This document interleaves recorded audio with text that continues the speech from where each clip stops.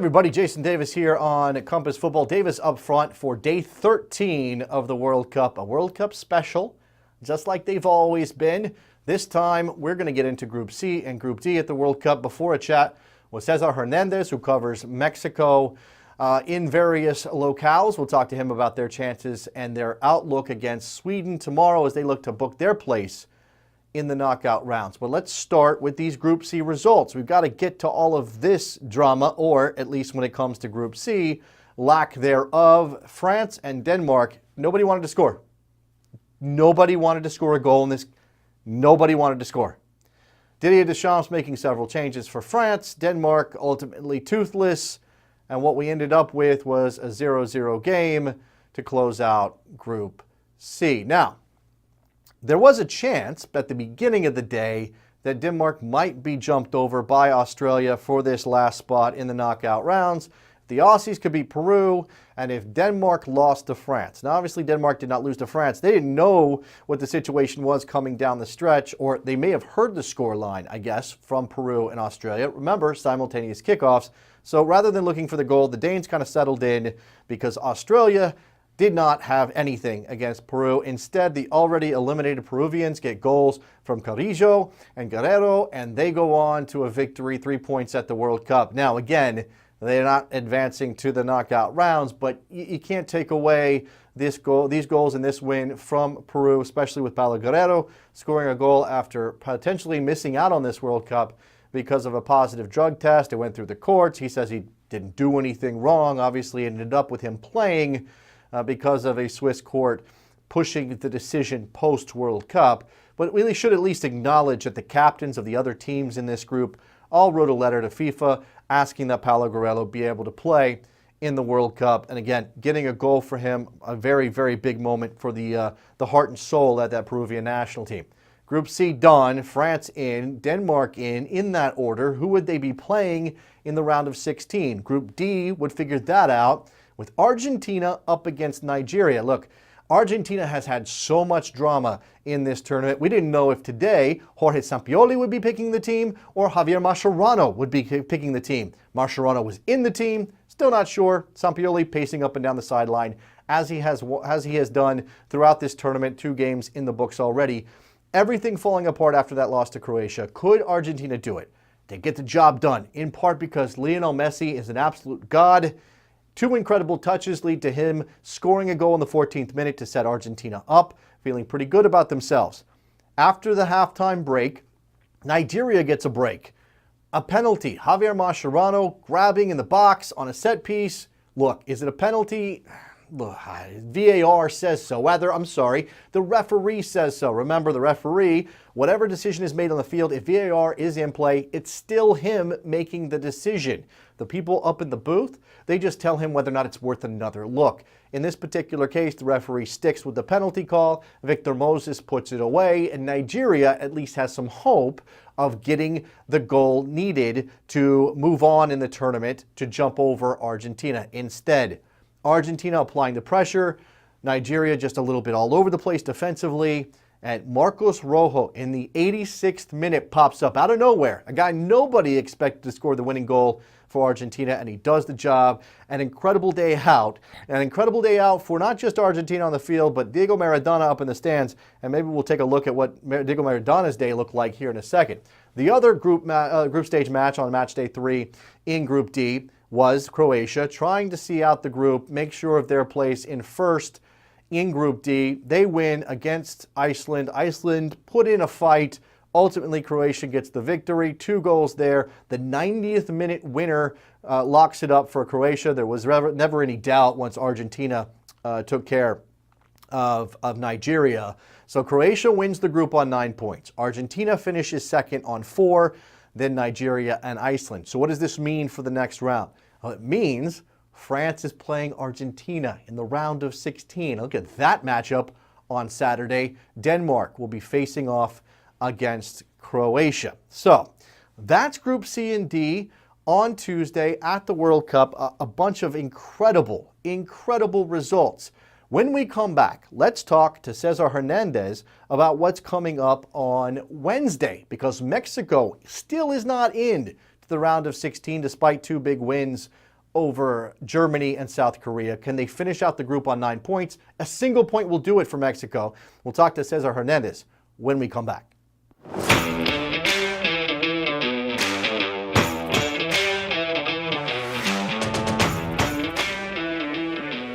Back on Davis Up Front on Compass Football, World Cup special time to talk about Mexico with Cesar Hernandez, who joins us now remotely from beautiful sunny California.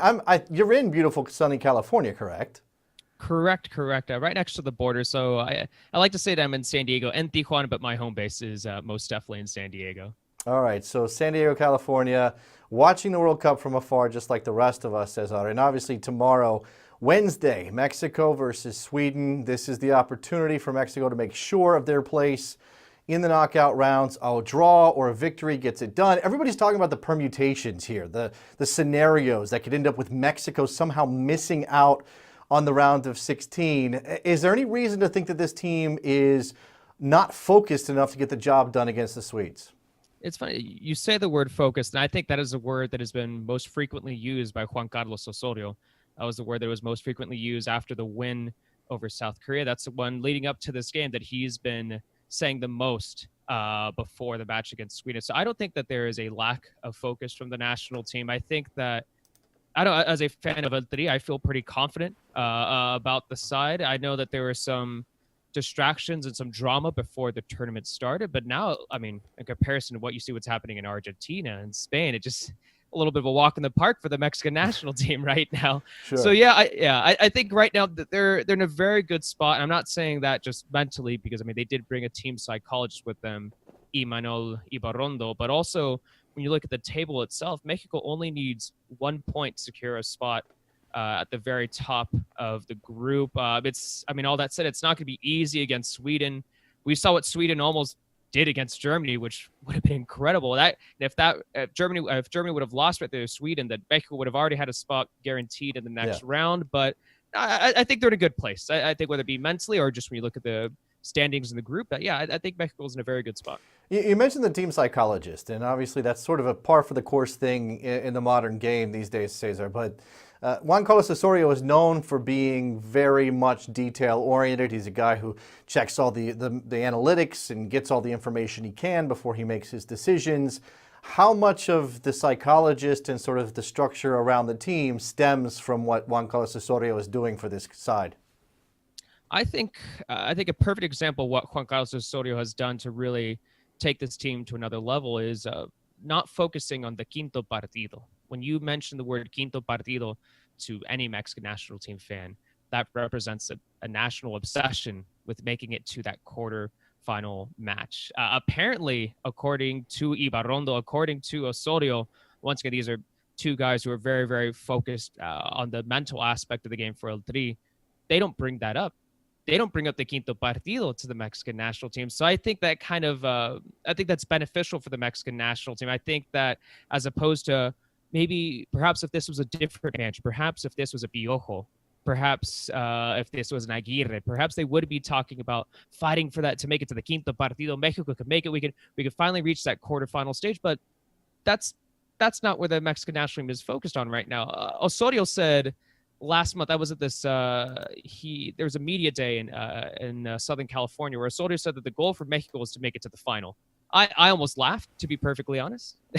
I thought that was a very ridiculous statement, but that says a lot about where Osorio is meant to, what idea he's putting into the team, and what we've really seen from the results recently. I mean, that win over Germany, that win over South Korea, especially that win over Germany, just says so much about the confidence that's really being instilled in this Mexican national team side. So I do think when you talk about the mental preparation, when you talk about the mentality of the Mexican player, which has in the past has been criticized, I think he is taking them to a different level. And I'm really excited to see what more of the benefits are going to be during, hopefully not just tomorrow, but perhaps at least for another week or so.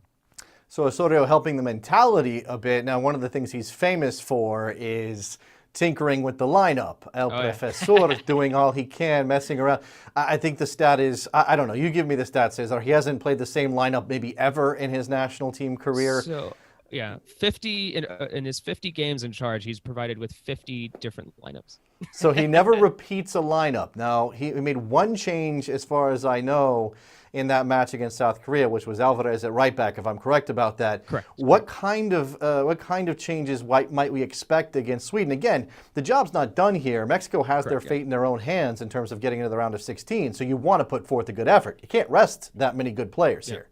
Yeah, I mean, it's really difficult to predict because Osorio for so long has been highly unpredictable. I know I just said that he's played 50 different lineups, 50 different games, but it was almost stunning / shocking to see him only go with one change in that game against South Korea. A lot of people were anticipating at least a few changes, but he only went with one change. So now there's a big conversation, which is Osorio going to stay with his, let's say it's a 4-2-3-1 and his usual starters that we've seen in the first two matches, or are we going to see some rotations? Because if we do see rotations, it seems like maybe it'd be a pragmatic choice. I'm not saying that he should rotate the entire starting 11, but if you consider the physicality of Sweden, if you consider that they might be a little bit better in the air, then maybe Osorio's thinking that someone like Raul Jimenez will be better for Mexico up front as a starting number 9. Maybe he's looking at someone like a Marco Fabian who could take shots from distance, probably the best shot taker in the team, because we're knowing that Sweden's going to be very compact. They're going to be very defensive minded, and Mexico perhaps is going to need to take some chances from distance. So I do wonder if those two names are going to potentially be given the start. But I mean, honestly, who knows with Osorio? It's just been so strange to predict the unpredictable with Osorio, and now is him being predictable suddenly unpredictable? It's mind-boggling. It's just to really go through like what to really anticipate for the manager sometimes. Well, you focused on one potential physical battle there with Mexico versus Sweden. Sweden with the size advantage in the air, but if Mexico controls the ball and the tempo of the game, certainly you would expect them to do well even in those moments. Whether it's Jimenez up top or perhaps a change in the midfield, is there an idea here of an identity for Mexico that sort of transcends whatever tinkering Osorio might do? Of course. I mean, you think about that very attack-minded style of play. You think about that focus on the wingers. You think about the reliance on the well-roundedness of someone like Hector Herrera in the midfield. I know Herrera has a yellow, so does Moreno.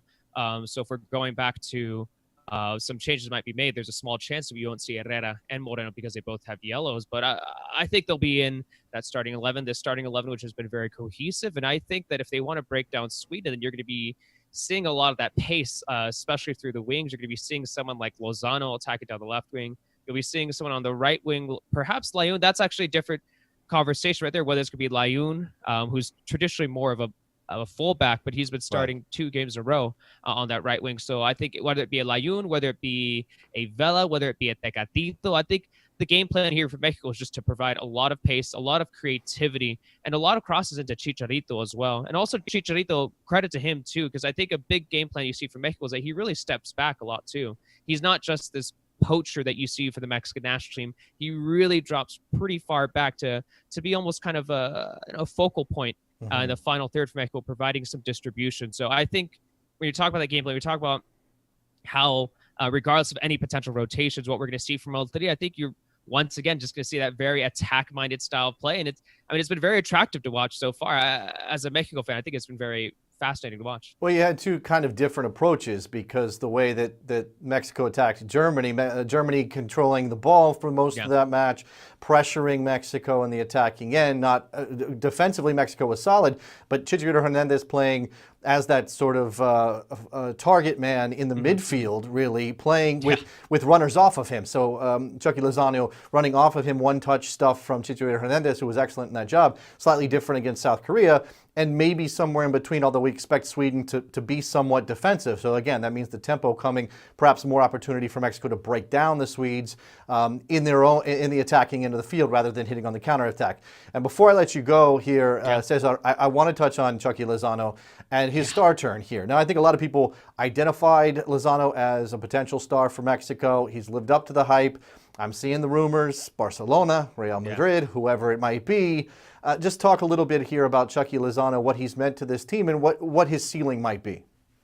Well, when you talk about Lozano, I think one thing that you need to keep in mind is that a lot of the Mexican media, including myself, whether it be in English or Spanish, we tend to overhype a lot of players. I think that No. because No, that never happened. we most definitely overhype a lot of players.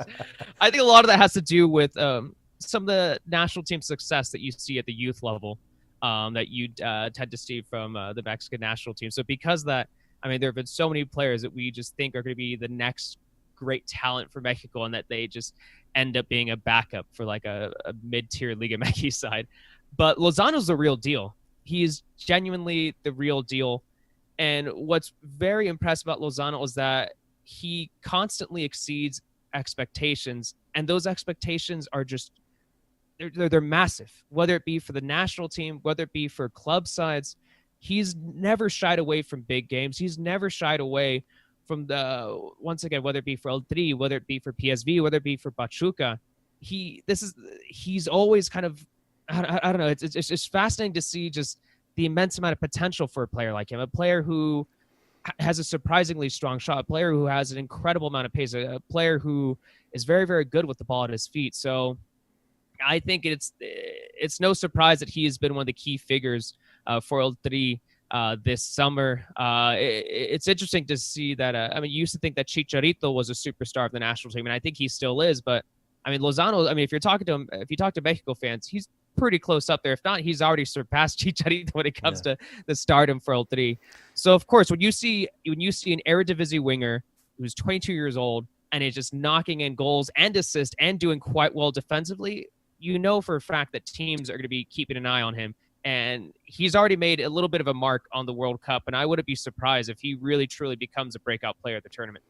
Cesar Hernandez talking about Chucky Lozano and Mexico against Sweden tomorrow. Opportunity to book their place in the round of 16. It's all in their hands. Cesar, thanks so much for the time. We do appreciate it. Yeah, thanks for having me.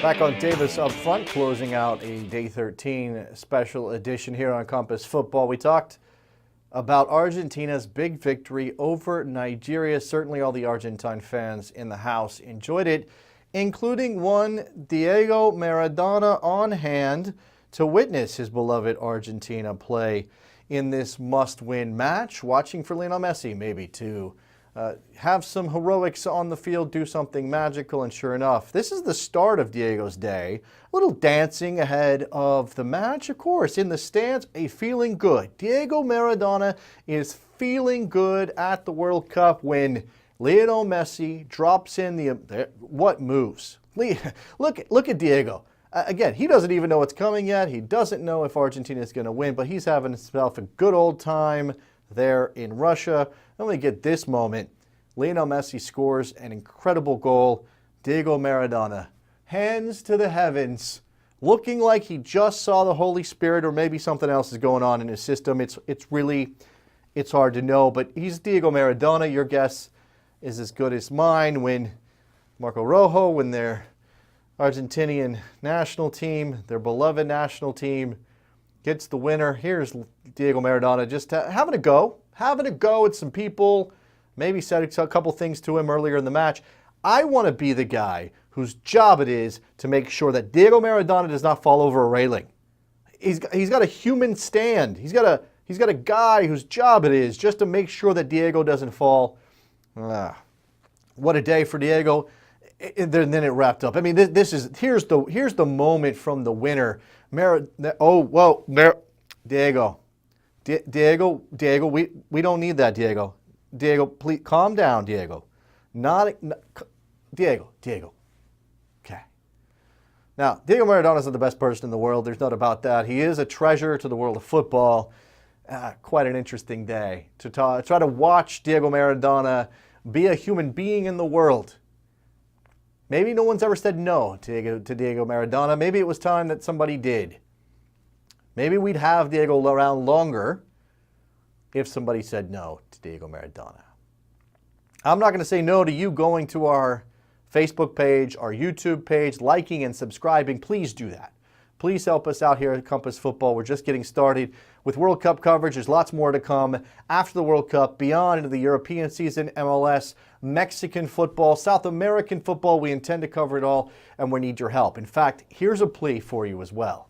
If you want to be a contributor to Compass Football, drop us a line on Facebook, on YouTube, hit me up at DavisJSN or Compass Football on Twitter, because we're always looking for good people who know the beautiful game. That's going to do it for a World Cup special edition. Davis Up Front, Day 13. I'll catch you guys next time. Bye.